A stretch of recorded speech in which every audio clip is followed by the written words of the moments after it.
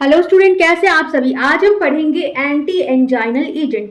और जैसे कि हम जानते हैं आजकल पॉपुलेशन हमारी इंडिया की बहुत है और सुनने में आता है कि हार्ट के रिलेटेड इश्यूज बहुत ज़्यादा आते हैं।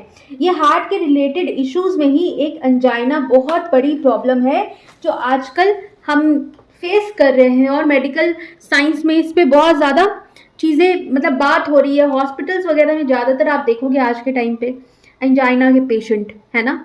क्यों होता है ऐसा?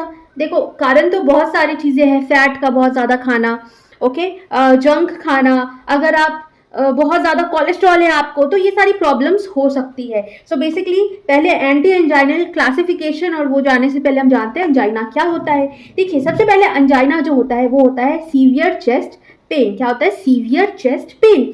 कब होता है?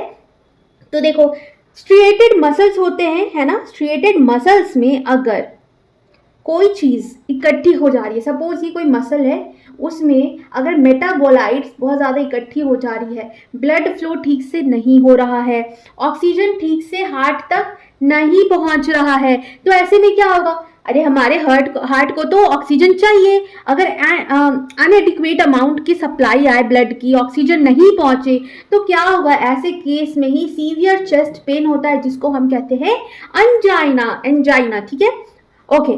सो स्पैजम होता है invariant angina, spasm of coronary vessels. आपको लगेगा कि आपके चेस्ट में बहुत तेज स्पैजम हो रहा है। स्पैजम मतलब मरोड़, ओके।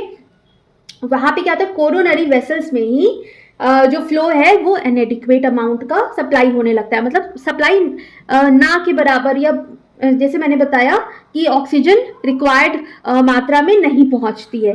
सो इसको हमें रिवर्स करने के लिए, रोकने के लिए हम नाइट्रेट्स देते हैं या फिर कैल्शियम चैनल ब्लॉकर। ठीक है, ये हम पढ़ने वाले हैं आगे।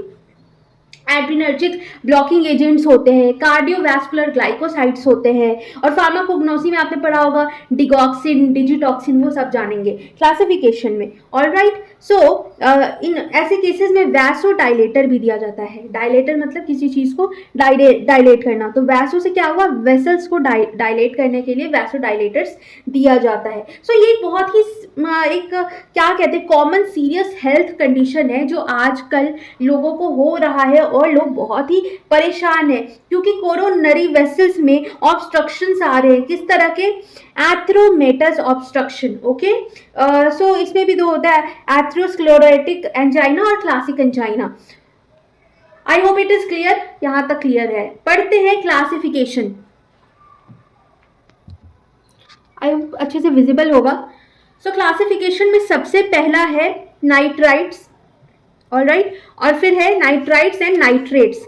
नाइट्राइट्स और नाइट्रेट्स में है amyl nitrite, amyl nitrite, nitroglycerin, isosorbide, dinitrate. ये याद रखना है, क्लासिफिकेशन आपको याद रखना होगा। हर एक ड्रग का क्लासिफिकेशन आपको याद रखना होगा। ये कौन सी क्लासिफिकेशन है? Anti anginal agent. चाहे तो फोटो ले लो, चाहे तो इसे नोट डाउन कर लो, लेकिन लिख लेना जरूर से। दूसरा है बीटा एड्रिनर्जिक ब्लॉकिंग एजेंट, जिसका एग्जांपल है प्रोप्रेनोलोल, ओके।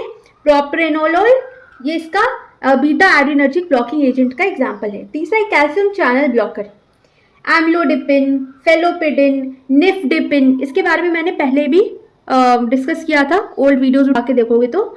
सो ये तीन है जिसमें कैल्शियम चैनल ब्लॉकर्स भी 4 पार्ट्स में है।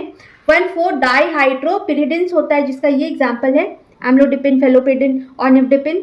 दूसरा है डाइफिनाइल अल्कलामाइंस जिसमें है वेरापामिल। तीसरा है बेंजोथाइजपीन्स डेरिवेटिव जिसमें है डिल्टियाजम, ओके, डिल्टियाजम। और चौथा है डाई अमीनो प्रोपेनॉल इथर्स जिसमें है बेप्रिडिल, ओके। ये है कैल्शियम चैनल ब्लॉकर के 4 पार्ट्स, वीवीआई। ये पूरा क्लासिफिकेशन वेरी वेरी इंपॉर्टेंट है।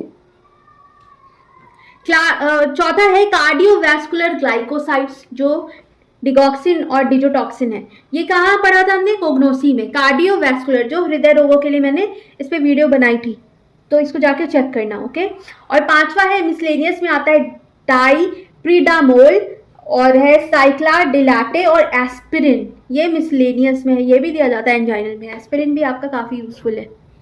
So I hope it is clear. Classification के लिए मैंने ये वीडियो बनाई है, इसको नोट डाउन कर लेना अच्छे से नोटबुक में। एग्जामिनेशन पॉइंट ऑफ व्यू के लिए इट इज़ वेरी इंपॉर्टेंट। तो I hope this classification is clear to you all and video को लाइक ज़रूर कर देना, चैनल सब्सक्राइब कर देना जो लोग नए हैं वो। तब तक के लिए बाय बाय।